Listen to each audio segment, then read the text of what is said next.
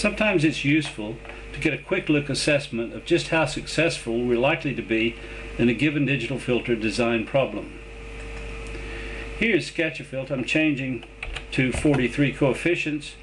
I'm going to sketch some arbitrary sort of shape here, perhaps some flat bits, some sharp jumps come around here, and perhaps even go back and grab and pull down so we can get even some more sharp jumps of that sort.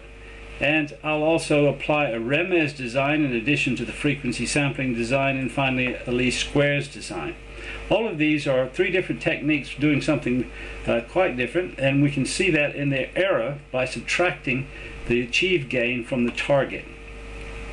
I'll get rid of the Remez and least squares for the moment, and you can see that here the frequency sampling is perfect at certain points. Those points are the design grid points of frequency sampling. However, there are occasionally big, large surges of error at certain peaks. The RMS error is thankfully quite low.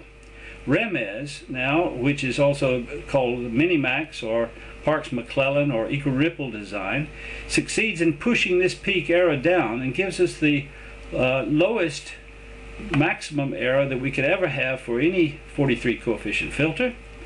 The disadvantage, however, being that the RMS error has come up very high.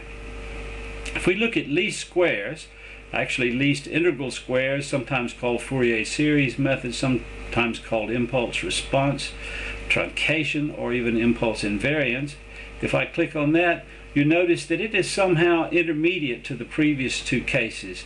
It has, in this case, substantially lower peak error and even somewhat lower RMS error than the frequency sampling, but it of course has higher peak error, as it must do, compared to the Minimax filter.